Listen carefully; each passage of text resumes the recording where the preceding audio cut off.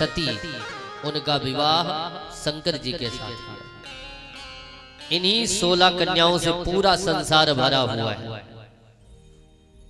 लेकिन परीक्षित, सुखदेव जी ये कथा सुनाते हुए परीक्षित से कहते हैं कि दक्ष की जो सबसे छोटी बिटिया थी सती, जिनका विवाह शंकर के साथ हुआ था, एक बार यही सती माता अपने पिता के घर में जाकर के अपने देह का त्याग कर दिया, इसलिए इनको कोई संतान न हो सकी। परीक्षित जी चौंक गए और कहा, महाराज, जो प्रजापति दक्ष की बिटिया हैं और देवाधिदेव महादेव की धर्म पत्नी है, ऐसा कौन सा कारण हुआ कि मां भवानी ने अपने देह का त्याग अपने पिता के घर में किया? जरा इस चरित्र को थोड़ा विस्तार से बताओ।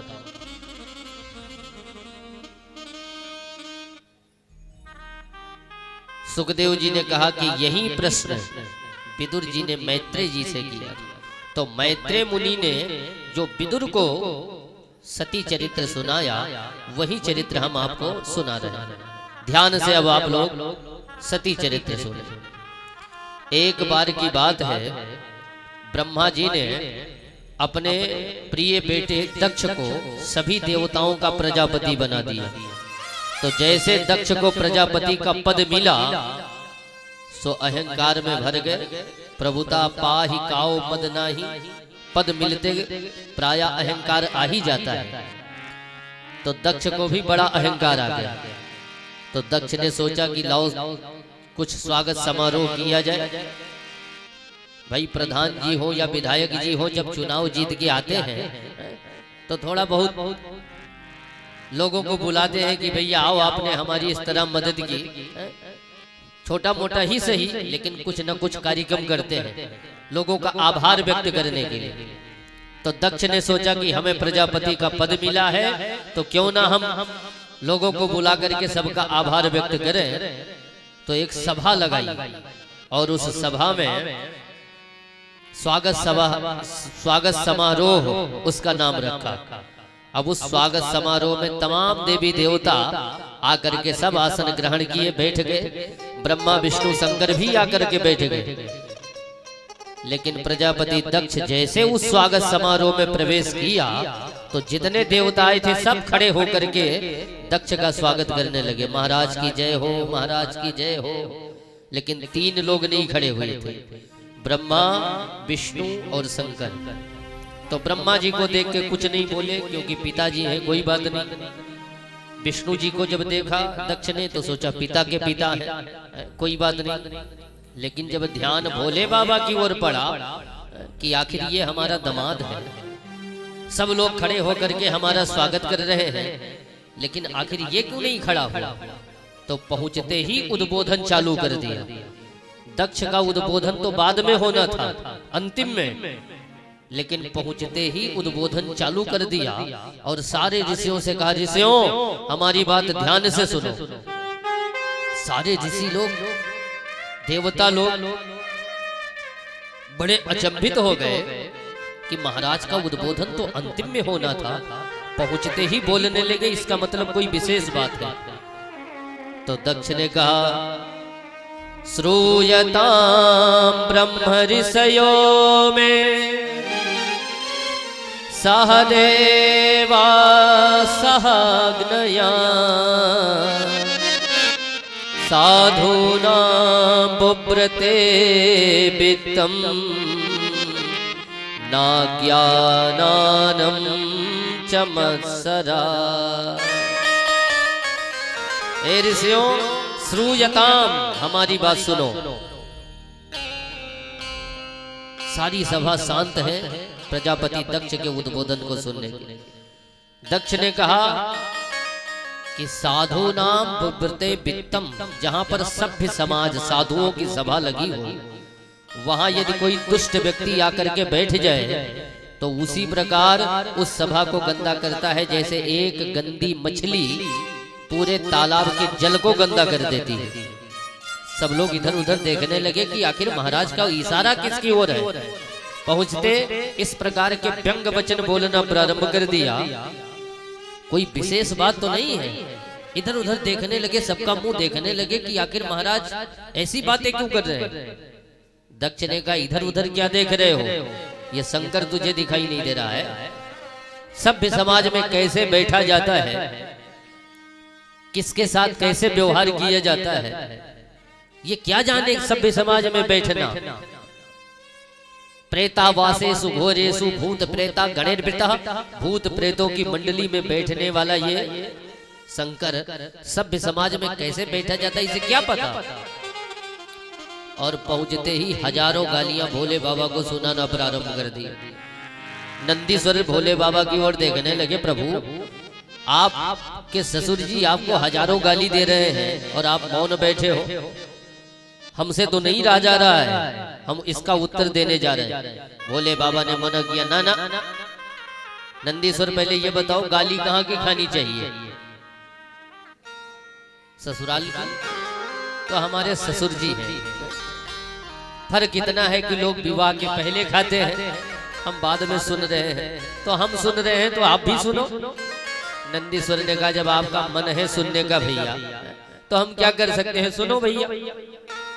लेकिन जब भोले बाबा की ओर से कोई उत्तर दक्ष को नहीं मिला तो दक्ष का साहस और बढ़ गया और गालियां देना प्रारंभ कर दी।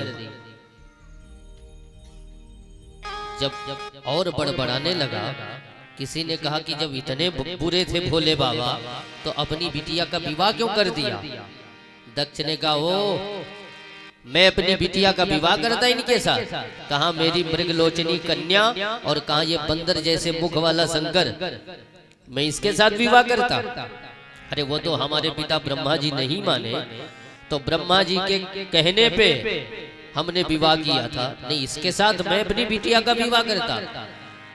जब भोले बाबा को बंदर बना दिया तब नंदीश्वर से नहीं रहा गया और नंदीश्वर अपने स्थान पर खड़े हो गए और कहा हे दक्ष, जब से तू आया है हमारे स्वामी को तू उठपटांग गाली दे रहा है, उठपटांग बातें सुना रहा है।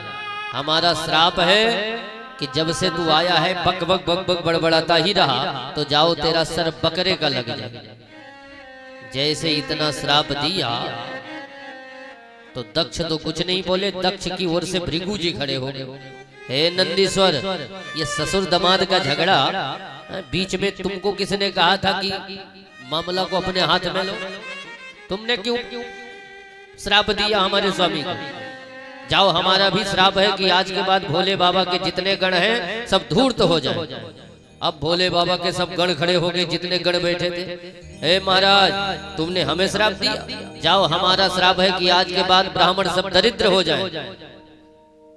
भोले बाबा ने सोचा कि ये स्वागत समारोह हो रहा है कि साफ समारोह हो रहा है। हमने तो स्वागत समारोह के लिए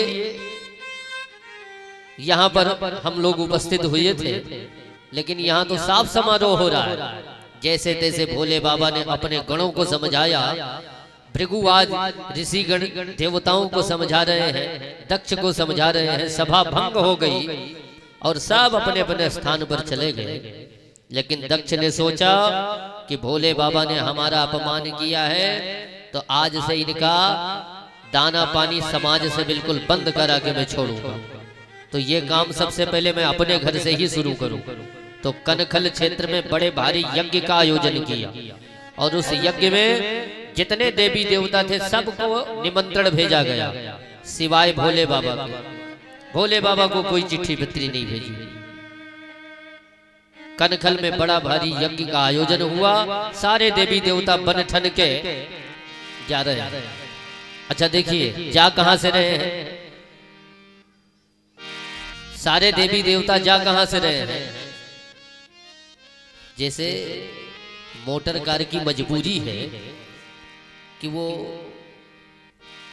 सड़क पर ही चल सकती है, रेलगाड़ी की मजबूरी है कि वो पटरी पर ही चलेगी। यद्यपि आकाश में वायु मार्ग भी बने हैं, लेकिन यहाँ की अपेक्षा वहाँ थोड़ा व्यवस्था ज्यादा है। इधर उधर भी होके जा सकते हैं, कोई दिक्कत नहीं। तो सारे देवी देवता बन ठन के जा रहे हैं, लेकिन कहां से, भोले बाबा के कैलाश पर्वत से ही गड़गड़ाते हुए विमान भोले बाबा के पर्वत से ही निकाल रहे हैं। क्यों? अरे अलग से भी तो जा सकते थे, लेकिन ना, यहां पर देवता लोग भी बड़े कौतुकी होते हैं। तो देवता लोग थोड़ा मजा लेने के लिए आज कैलाश पर्वत से ही विमान निकाल रहे हैं। जैसे आपका और आपके रिश्तेदारी का मनमुटाव चल रहा, तो जो बीच वाले लोग होते हैं उनको ज्यादा मजा आता है। आपके रिश्तेदारी में कोई कार्यक्रम ठना हो,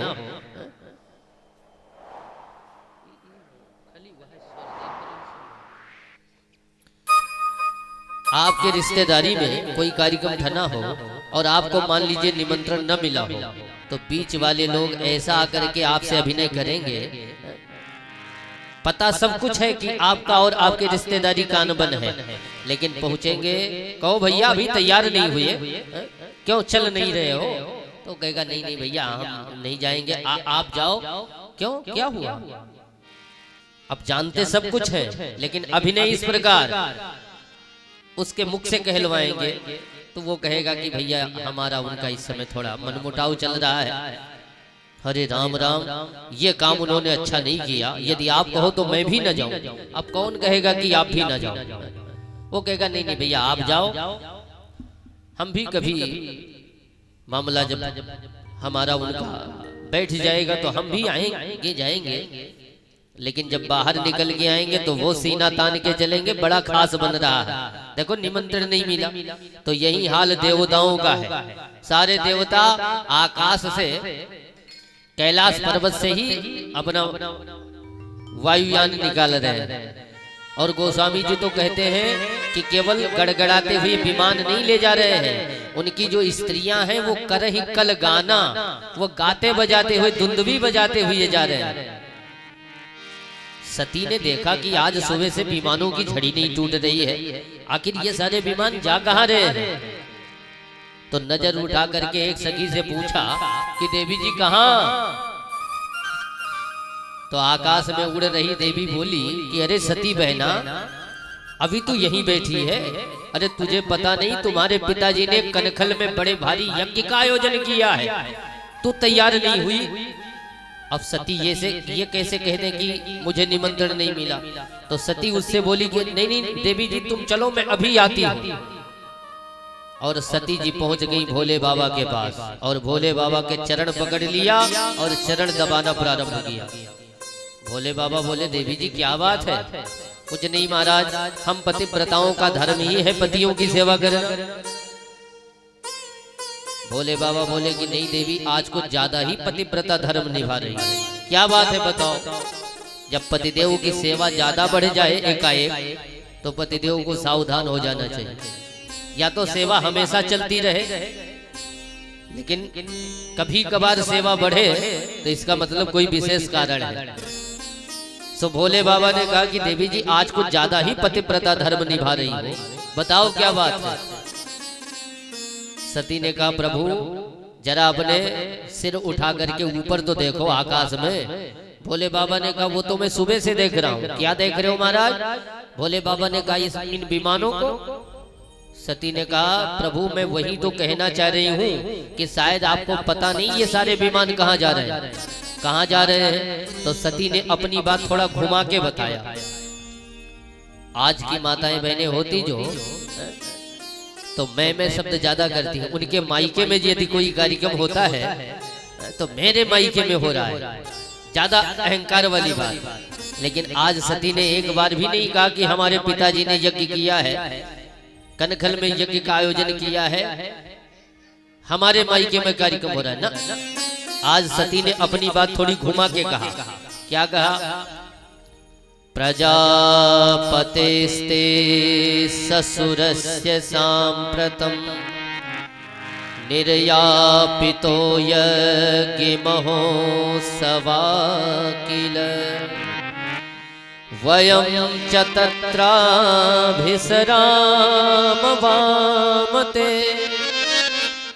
यद्यार्थितामि विबुधा व्रजन्ति प्रजापतिस्ते ससुरस्य सांप्रतम। देखिए शब्द शैली कैसी ली। हे भोले बाबा, आपको पता नहीं ये सारे विमान कहाँ जा रहे हैं? कहाँ जा रहे हैं देवी जी?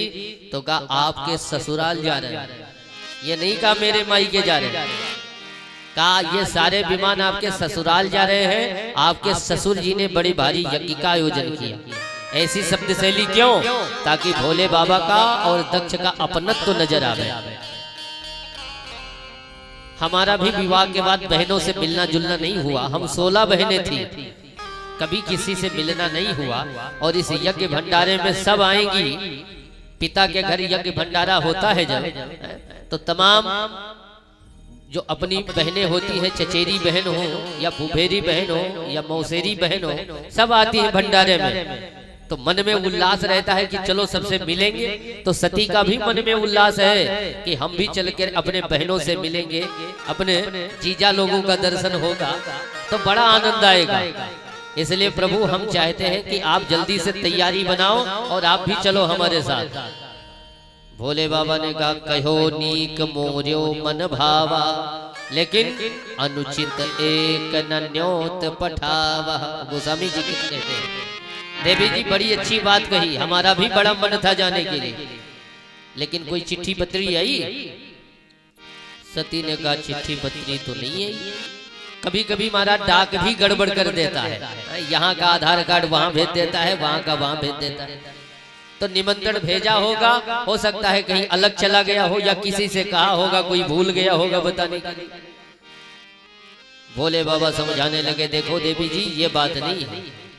उन स्थान पर नहीं जाना चाहिए जहां हम उनको देख के प्रसन्न ना हो, वो हमें देख के प्रसन्न ना हो। ऐसे स्थान पर नहीं जाना चाहिए।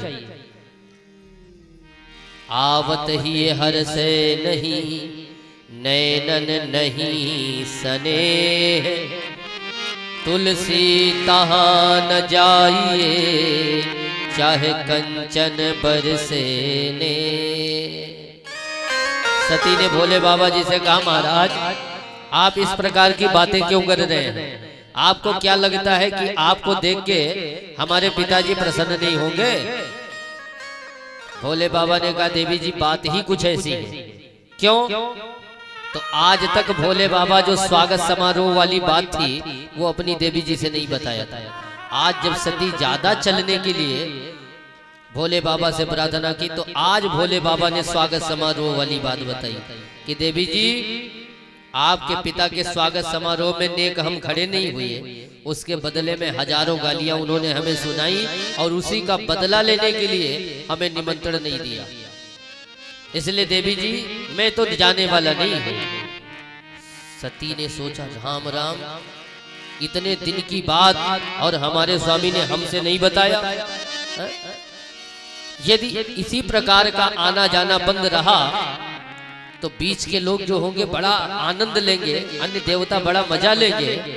तो इसलिए चल करके पिताजी को समझावें और पिताजी आकर के भोले बाबा को मनावें और लेके जावें ताकि रिश्ता में सामंजस्य बैठ जावे।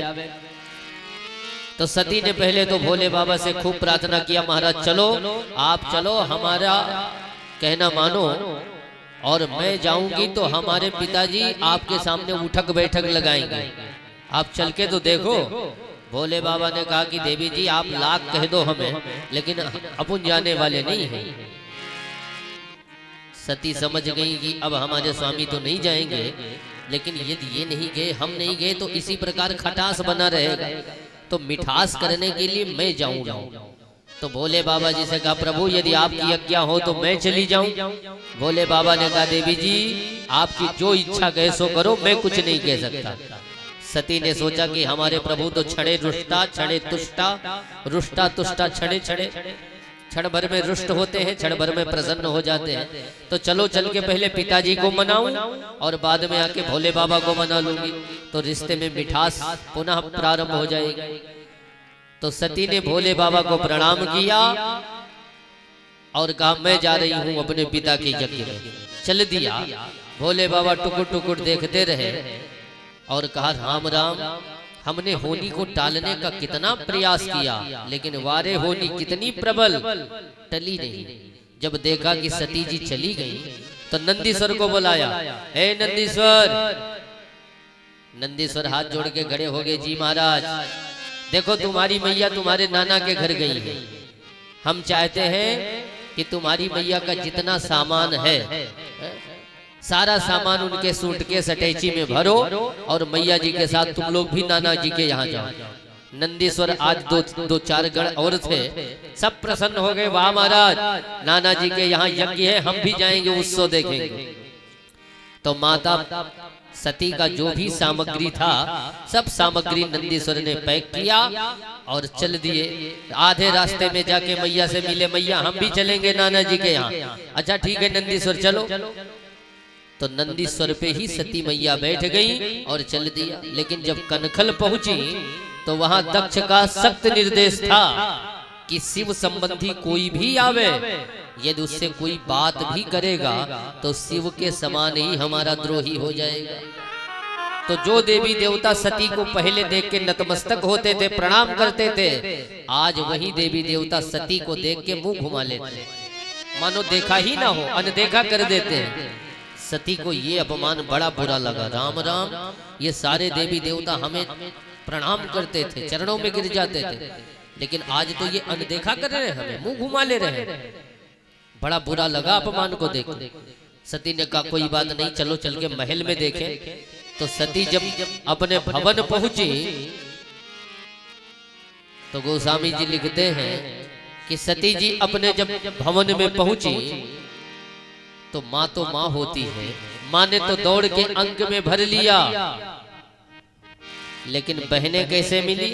तो गोस्वामी जी के लाइन पर ध्यान दें। सादर भले ही मिली एक माता, सादर भले ही मिली एक माता, सादर भले ही मिली एक माता, सादर भले ही मिली एक माता। भगिनी बहुरी मुस्काता, भगिनी मिली बहुरी मुस्काता, भगिनी मिली बहुरी मुस्काता, भगिनी मिली बहुरी मुस्काता। सादर भले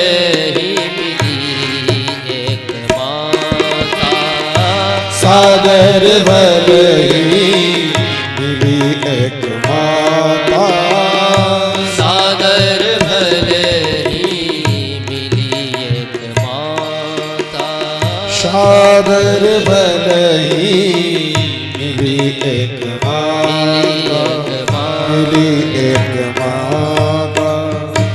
माँ तो माँ होती है, दौड़ करके अंक में ले लिया, लेकिन बहनें कैसे मिली? ओहो सती बहना आ गई, आओ आओ आओ। भोले बाबा जी नहीं आए? सती ने कहा हाँ कुछ कारण था इसलिए नहीं आए। हाँ हाँ पता है हमें, क्या निमंत्रण नहीं मिला ना आपको? कोई बात नहीं, अपने पिताजी का घर है, लेकिन भैया हम लोग तो बिना निमंत्रण के नहीं आते, लेकिन अब आप आ गई हो। इस प्रकार के व्यंग वचन।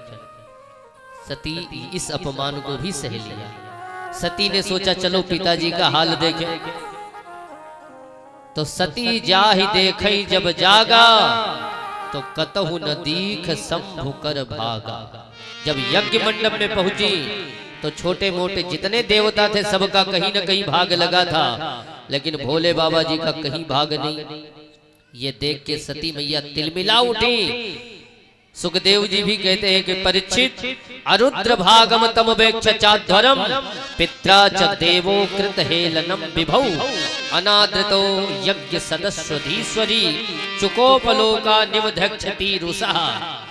और माँ भवानी को आ गया क्रोध। अरुद्र भागम, रुद्र का भाग न देख के, और पूरे यज्ञ के जो अधीश्वरी थे, यज्ञ के जो होतागण थे, सबको ललकार के कहने लगी अरे आचार्यों, तुम लोगों की इतनी हिम्मत कि हमारे स्वामी का भाग नहीं निकाला तुम लोगों ने। जैसे क्रोध से तिलमिला उठी, आंखें लाल लाल किया, तो दक्ष के ऊपर, दक्ष दूर से ही टुकुर टुकुर अपनी बिटिया को देख रहे थे, और जैसे देखा कि हमारी बिटिया बड़ी क्रोधित है, तो मुंह घुमा करके दूसरी ओर मुंह करके बैठ गए। अब सती को ये अपमान भी बड़ा बुरा लगा कि ये हमारे पिताजी हैं। हम पहले जब आती थी माई के तो दौड़ के हमें अंक में लेते थे, लेकिन आज हमें देख के मुंह घुमा लिए। तो कहा, हे दक्ष, ब्रह्मा जी ने तुझे प्रजापति का पद क्या दे दिया? तुझे इतना अहंकार आ गया कि आज तुमने हमारे स्वामी का अपमान कर दिया।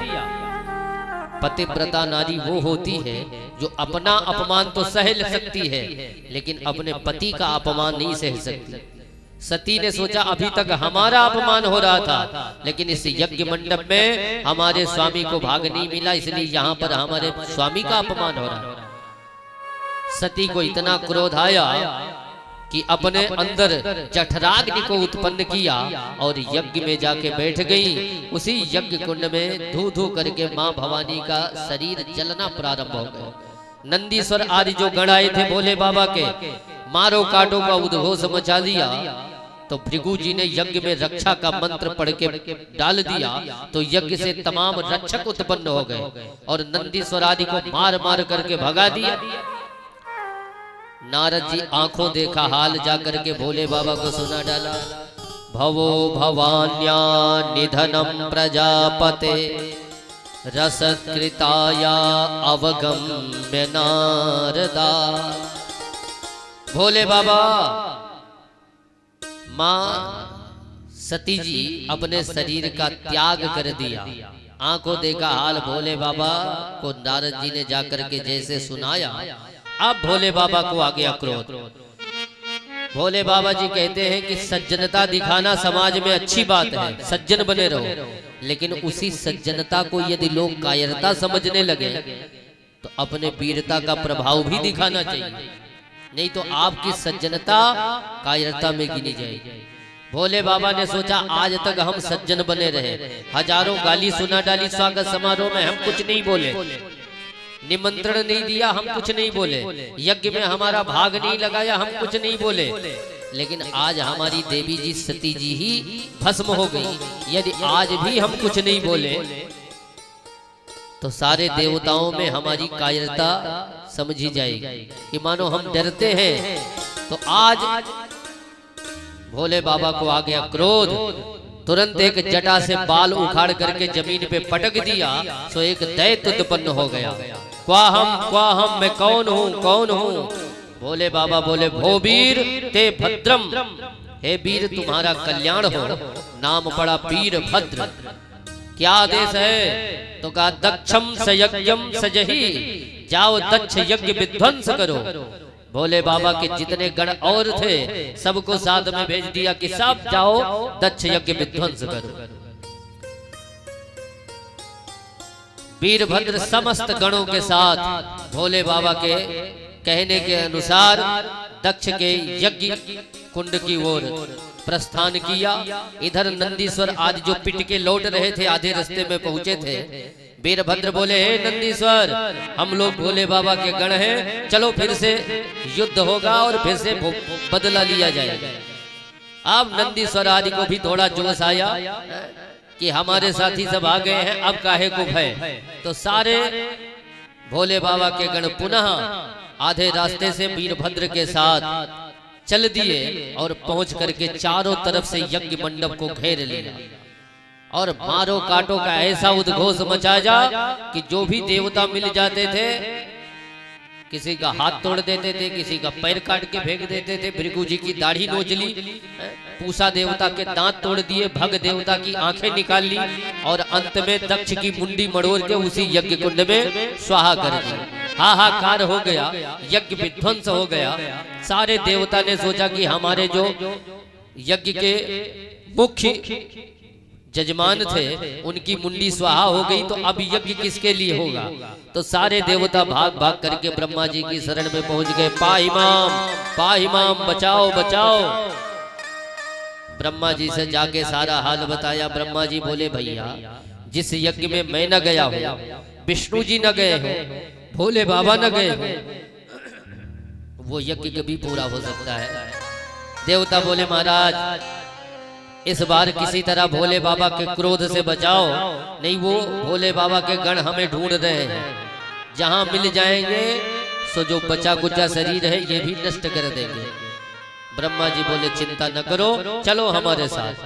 तो ब्रह्मा जी सारे देवताओं को लेके पहुंच गए कैलाश पर्वत पर और भोले बाबा की दिव्य स्तुति सारे देवी देवता मिलकर के करना प्रारंभ किया।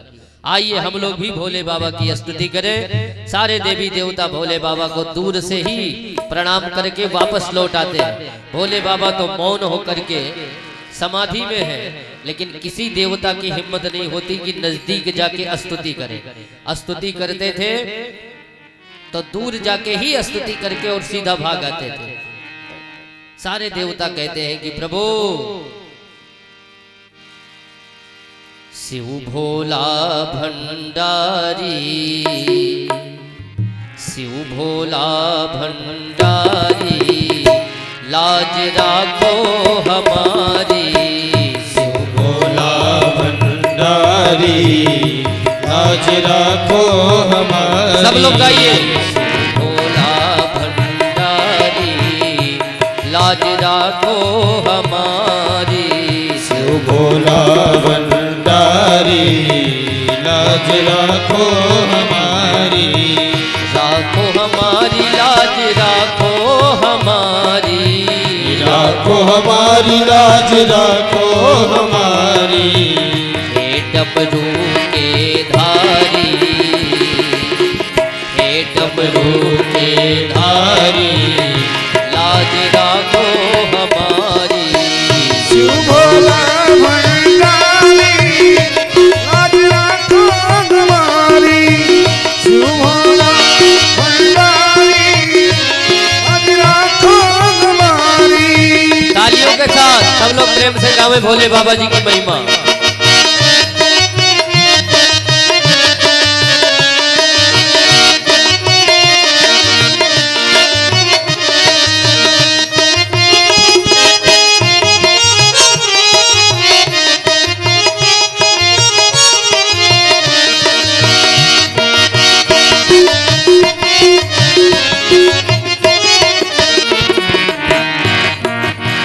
देवता कहने लगे कि प्रभु एक तुम ही हो धन बल मेरे, एक तुम ही हो धन बल मेरे। मैं सेवक तुम स्वामी मेरे, मैं सेवक तुम स्वामी मेरे। शरण पड़ा दुखियारी, शरण पड़ा दुखियारी, लाज राखो हमारी। शरण पड़ा दुखियारी, लाज राखो हमारी। शिव भोला भंडारी, लाज राखो हमारी। और राह हमारी कांटों भरी है, राह हमारी कांटों भरी है। पाप की गठरी सिर पे धरी है, पाप की गठरी सिर में धरी है। सहना पड़े कष्ट भारी, सहना पड़े कष्ट भारी, लाज राखो हमारी। सहना पड़े कष्ट भारी, लाज राखो हमारी। शिव भोला भंडारी, लाज राखो हमारी।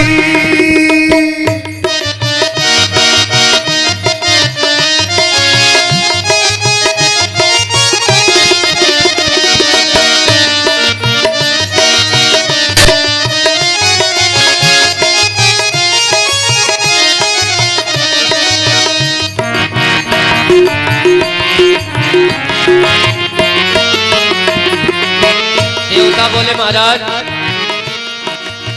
विधि विधान पूजन ना जानू, विधि विधान पूजन ना जानो, विधि विधान पूजन ना जानो, विधि विधान पूजन ना जानो। हे प्रभु, आपकी पूजा कैसे होती है हमें मालूम नहीं, हम तो केवल इतना जानते हैं कि आप हमारे हो, हम आपके हैं। विधि विधान पूजन ना जानो, विधि विधान पूजन ना जानो, केवल तुमको अपना मानो, केवल तुमको अपना मानो। मेरे हो पालनहारी, मेरे हो पालनहारी, लाज राखो हमारी। मेरे हो पालनहारी, लाज राखो हमारी।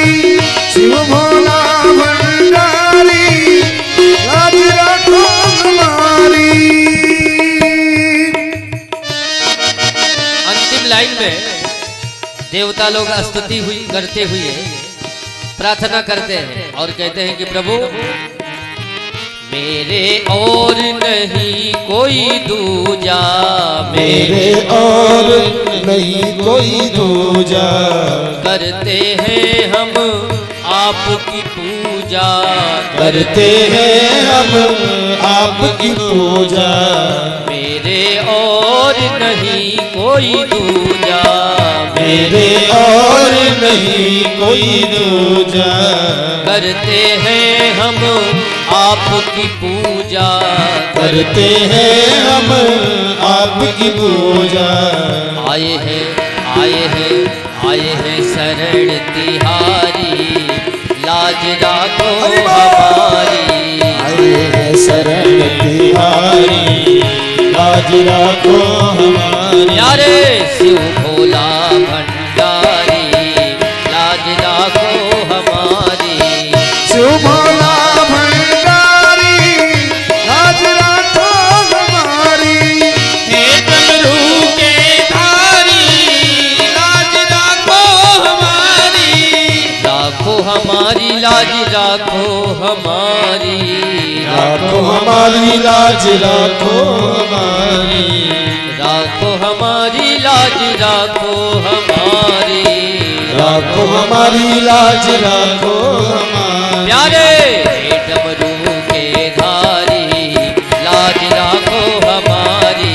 डमरू की धारी, लाज राखो हमारी। सभी लोग दोनों हाथ ऊपर उठा लीजिए और भोले बाबा जी का स्तुति तालियों के साथ करें।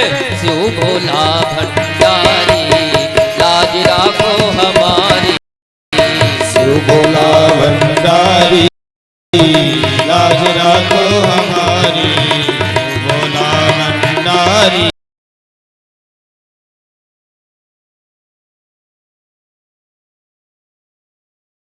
हमारी। हे डमरू के धारी, लाज राखो हमारी। आए हैं शरण तिहारी, लाज राखो हमारी। आए हैं शरण तिहारी, लाज राखो हमारी।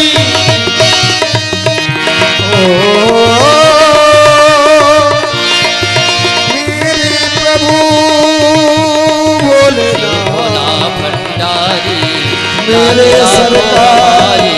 शिव भोला भंडारी, लाज राखो हमारी। लाज राखो हमारी, लाज राखो हमारी, लाज राखो। बोल युगाधिपति महाकाल की, जय हो, भोलेनाथ की। जय। इस प्रकार सारे देवताओं ने मिलके भोले बाबा की जब दिव्य स्तुति की तो हमारे भोले बाबा छड़े रुष्टा छड़े तुष्टा। इसीलिए भोले बाबा जी का एक नाम है आशुतोष। तोष माने प्रसन्न, आस माने जल्दी। जल्दी जो प्रसन्न होते हैं वही है आशुतोष तुम अवघड़ दानी। प्रसन्न हो गए।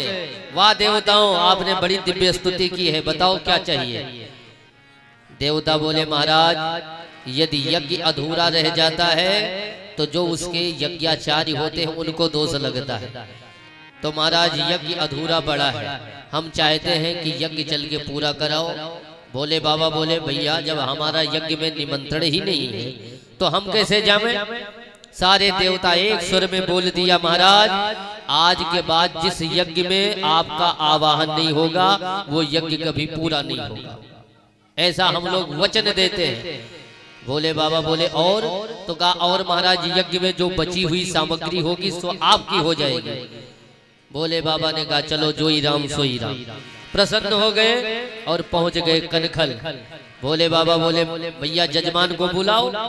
देवता बोले महाराज सिर स्वाहा हो गया है, धड़ यहाँ पड़ा, जजमान कहाँ से हम बुलावें।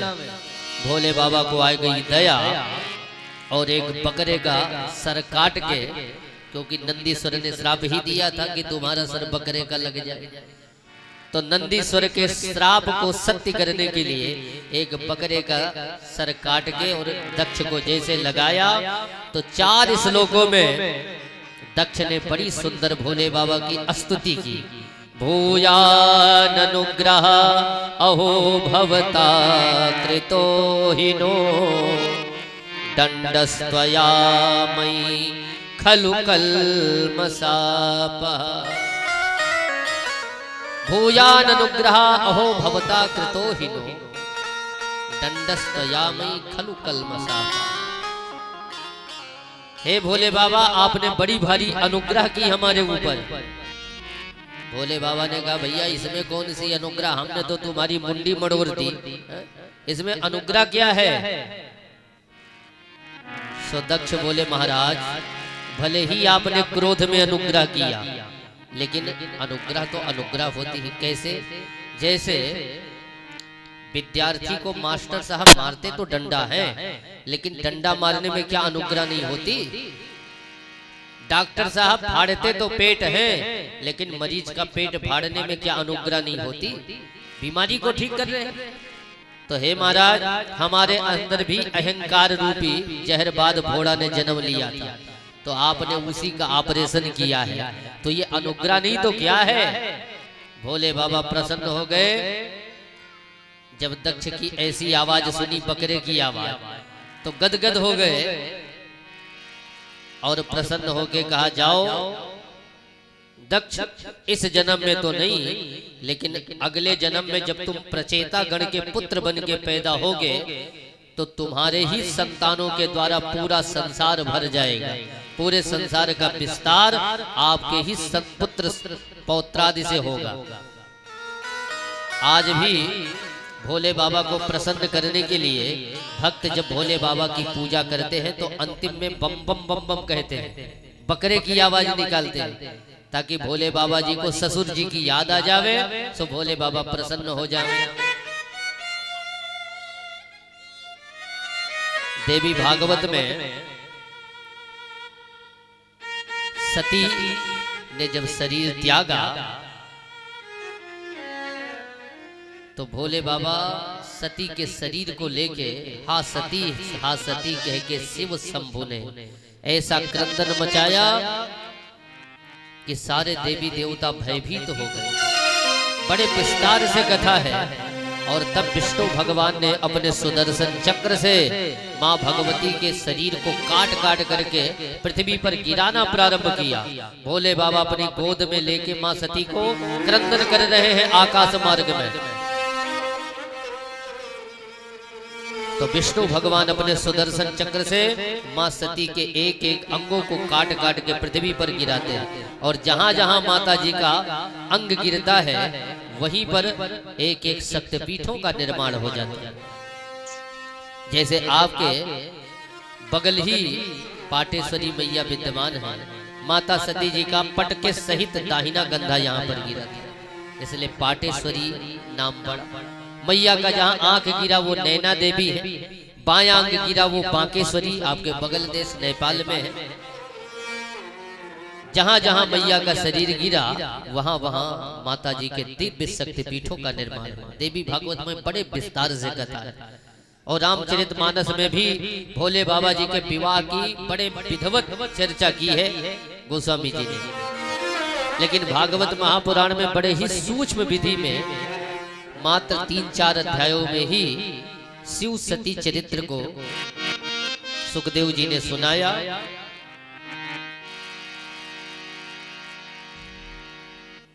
और अंतिम में श्री सुखदेव जी केवल इतनी झलक देते हैं कि एवं दक्षायणी हित्वा सती पूर्व कलेवरम यज्ञे हिमवंता क्षेत्रे मैनायामिति शुश्रुमा।